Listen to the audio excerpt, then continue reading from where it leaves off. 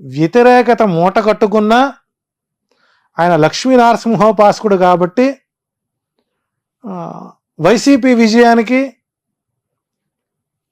Hindupuram TDP విజయానికి కేవలం అతి తక్కువ ఓట్ షేర్తో బాలకృష్ణ బయట పడవచ్చు. ఇంకేదైనా వ్యూహాత్మకంగా పరిపూర్ణానంద, ఎందుకంటే ఆయనకి అక్కడ ఓట్ బ్యాంక్ ఎక్కువ అండి. హిందూపురంలో కొన్ని వేల కుటుంబాలు పరిపూర్ణ దాసోహం చేసేటువంటి పరిస్థితి ఉంది. సో ఆయన ఎఫెక్ట్ అక్కడ బాగా పడుతుంది కాబట్టి మెజారిటీని తగ్గించగలుగుతారేమో కానీ గెలుపునేటువంటిది వైసీపీకి అక్కడ కొద్దిగా కష్టసాధ్యంగా ఉంటుంది. ఏదైనా మేనిఫెస్టో ఎఫెక్ట్ పడితే చెప్పలేం. రైట్. మరొకటి కుప్పం. చంద్రబాబు నాయుడు గారిని ఓడగొడతాము, అసెంబ్లీలోకి అడుగు పెట్టనివ్వమని శపథం చేస్తున్నారు వైసీపీ నేతలు. ఇక కుప్పం వచ్చేసరికి చంద్రబాబు నాయుడు గారిని ఓన్ చేసుకున్నటువంటి నియోజకవర్గం. ఆయన ఏం చేసినా, ఏం చేయకపోయినా, హామీలు ఇచ్చినవి నిలబెట్టుకోలేకపోయినా గత కొంతకాలంగా ఆయన గెలుస్తూనే వచ్చారు. అది ఆయనకి అష్టమ శని ప్రభావం బలంగా ఉంది. అందులో ఎలక్షన్ కోడ్ కానీ, ఎలక్షన్ నామినేషన్ రోజులు కానివ్వండి, ఎలక్షన్ పోలింగ్ రోజు కానివ్వండి, ఎలక్షన్ కౌంటింగ్ 4 నంబర్ ఆయనకి వ్యతిరేకం పూర్తి స్థాయిలో. 4 అనుకూలం కాదు. 25,630 ఓట్లతో చంద్రబాబు నాయుడు అక్కడ ఓడిపోతున్నారు. 25,630 ఓట్లు అంటే గత 2019లో పోలింగ్ని కౌంటింగ్ని తీసుకునే విధంగా గుడిపల్లె మండలం ఒకటి ఉంది. అది పూర్తి స్థాయిలో 25,036,40,000 ఓట్లు గల్లంతైపోయింది. ఎందుకంటే అటు కర్ణాటక నుంచి, ఇటు తమిళనాడు నుంచి వచ్చినటువంటి ఓట్ బ్యాంక్ ఈసారి లేదు. ఆ మండలమే ఆయనకి ఎప్పుడు కంచుకోట. అది కాకుండా స్థానిక ఉన్నటువంటి భరత్ పూర్తి స్థాయిలో డెవలప్మెంట్ చేసుకోవడం, కృష్ణా జలాలు తొలిసారి ఆ గుడిపల్లె మండలంలోకి రావడం, తాగునీటి ఎద్దడి లేకుండా చేయడం, కొంత అభివృద్ధి పనులు, అందులో పొంగనూరులో ఓడించాలని ఆయన్ని, కుప్పంలో ఓడించాలని ఈయన్ని. ఏదేమైనప్పుడు కూడా చంద్రబాబు నాయుడు గారికి ఈసారి విజయ అవకాశాలు చాలా తక్కువగా ఉన్నాయని చెప్పచ్చు. ఒకవేళ బాబు గెలిస్తే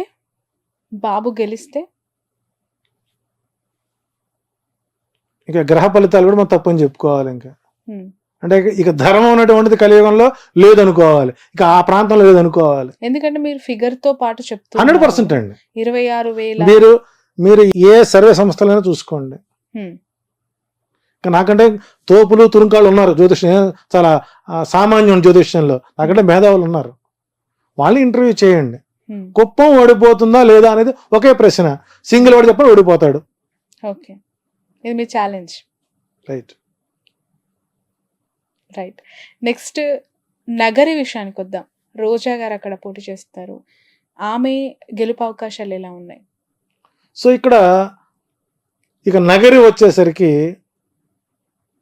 ఆమె జాతకం మొట్టమొదటిసారిగా నేమాని భాస్కర్ గారు నా చేత రాయించారండి. సుమారు 500 పేజీలు నిశితంగా పిన్ టు పిన్ రాసి వారికి నేను ఎక్స్ప్లెయిన్ చేయడం జరిగింది. నాతో కొంతకాలం మింగులై ప్రతి విషయానికి ఇలా చేయండి ఇలా చేయండి సూచనలు ఇస్తూ ఉన్నాం. సరే, ఎమ్మెల్యే అయిన తర్వాత వారి యాటిట్యూడ్ మార్చుకున్నారు. సో ఇబ్బందుల్లో ఆదుకున్నాం, సుఖాల్లో హ్యాపీగా ఉన్నారు. జబర్దస్త్ ద్వారా ఏదో సంపాదించుకున్నారు. కానీ నియోజకవర్గానికి దూరంగా ఉంటారు. నియోజకవర్గంలో నాకు అసమ్మతి గళం పెరుగుతుంది. చిత్తూరు జిల్లా ప్రధాన నాయకులతో ఈమెకి కొద్దిగా ఇబ్బందికరంగా ఉంటాం. రెండోది ఓవర్ కాన్ఫిడెన్స్. దైవ బలం కూడా ఓవర్ కాన్ఫిడెన్స్ ముందు పనిచేయదు. సో ఈసారి నగరిలో ఆమె ఓటమికే గ్రహస్థితులు బలంగా ఉంటాయి. సో ఈసారి అక్కడ కొద్దిగా ఆమెకు ఎదురుగాలి వీచే అవకాశాలు ఉన్నాయి. ఏదన్నా చేసిన పూజలు పునస్కారాలు ఏదన్నా ఫలిస్తే అప్పట్లాగానే 1200 ఓట్లతోనో 2000 ఓట్లతోనో గెలిచే అవకాశం ఉంటుంది. ఇంత చరిష్మాలో కూడా ఆమె గెలవకపోతే ఇంకా ఆమె దురదృష్టంగా మనం లేరచ్చు. నా అంచనా ప్రకారం నగరిలో రోజా ఓటమి ఖాయమైంది. ఇక 40 రోజులు టైం ఉంది కాబట్టి దానికి సంబంధించినటువంటి కార్యాచరణ చేసుకుని దైవబలాన్ని పెంచుకుంటూ చేసిన తప్పులకి వాగిన వాగుడికి ఆత్మ పరిశీలన చేసుకుంటే గెలిచే అవకాశాలు ఉంటాయి. లేని పక్షంలో వైసీపీ అకౌంట్లో చిత్తూరు జిల్లాలో ఆ సీటు చేరే అవకాశం ఎక్కువగా ఉంది. రైట్. మరొకరు లోకేష్ వాళ్ళ తండ్రి గురించి చెప్పారు, మామయ్య గురించి చెప్పారు. కుమారుడు లోకేష్ పరిస్థితి ఏంటి మంగళగిరిలో? అంటే ఇక్కడ లోకేష్ గారి జాతక ప్రభావంలో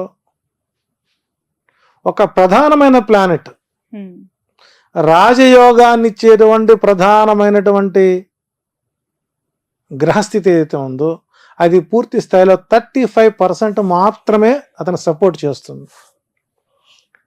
కారణం ఏంటంటే పూర్తి స్థాయిలో ఆ నియోజకవర్గం మీద పట్టు లేకపోవడం. ఓకే, నేను ఉండేది మంగళగిరిలోనే కాబట్టి మేము లోకల్గా ఉన్నటువంటి అబ్జర్వేషన్ చేస్తుంటాను. గతంలో ఆళ్లరామకృష్ణారెడ్డికి అంత స్వీప్లో కూడా మంగళగిరిలో ఓట్ బ్యాంకు ఆయనకి లేకుండా పోయింది. అతనికి ఏమొచ్చింది సరే పెదవట్లపూడి, దుగ్గిరాల, నందివేలు ఆ మండలాలు, కొంత పొన్నూరులో కొన్ని కలుస్తాయి.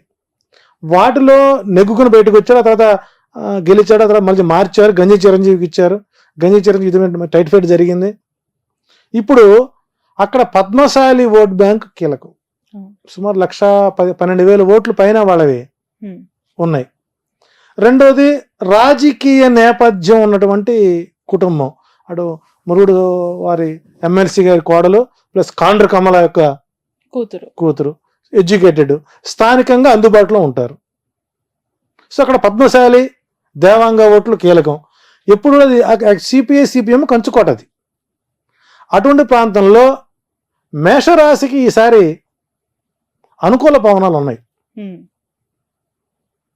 సో కాబట్టి ఇక్కడ లోకేష్ కూడా విజయం అనేటువంటిది నల్లేరుపై బండి నడకైతే కాదు. ఈసారి కూడా ప్రతికూల వాతావరణమే అక్కడ ఎక్కువ గోచరిస్తుంది.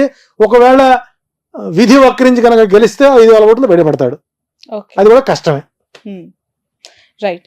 ఇక పులివెందుల నుంచి పోటీ చేస్తున్న జగన్ గారి గురించి, అఫ్ కోర్స్ ఆయన్ని ఓడించాలని, ఆయనను కూడా రానేయకుండా అడ్డుకోవాలని ప్రయత్నం మామూలుగా కూటమి చేస్తూనే ఉండొచ్చు గాక, అతని గ్రౌండ్ రియాలిటీస్ మీకు ఏమనిపిస్తూ ఉన్నాయి? అంటే గతంలో అసెంబ్లీ ఎన్నికలో 1,00,000 ఓట్ల మెజారిటీతో ఆయన గెలిచిన సందర్భాలు ఉన్నాయి. వ్యతిరేకత అంటే ఇక్కడ పులివెందులో ఉండేటువంటి ఓట్ బ్యాంక్ ఎప్పుడు కూడానండి చాలా దూరపు ఆలోచనతో ఉంటారు తప్ప తాత్కాలికంగా మాటలో తాత్కాలికమైనటువంటి ఒడిదుడులు లొంగే మనుషులు అయితే కాదు. సరే, సర్వేలు చాలా మంది ఈసారి కడపలో పులివెందుల్లో జగన్మోహన్ గెలవడు అనేవాళ్ళు ఎక్కువ మంది ఉన్నారు. సో కుటుంబ సభ్యులే ఓడించడానికి సిద్ధంగా ఉన్నారు.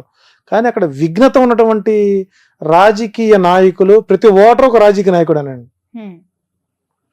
ఒక కామన్ పీపుల్ దగ్గర మనం మైకి పెడితే వాళ్ళు చెప్పేటువంటి రాజకీయ శక్తులు మనం పనికిరామండి. వాళ్ళు ఉత్తమ జర్నలిస్టులు అందరూ ఎవరంటే పులివెందుల పాపులేషన్ అండి. సో మెజారిటీ తగ్గిస్తారేమో కానీ ఓటమిని మాత్రం పులివెందుల ప్రజలు అంగీకరించరు. సో అక్కడ విజయం అనేటువంటిది నల్లేరుపై బండి నడకి. సో జగన్కి 90,000 నుంచి 1,00,000 ఓట్ల మెజారిటీతో అక్కడ గెలిచే అవకాశాలు ఎక్కువ ఉంటాయి. ఓకే. అదే కడప పార్లమెంట్ నుంచి షర్మిల ఎంపీగా పోటీ చేస్తానని చెప్పి ప్రకటించారు.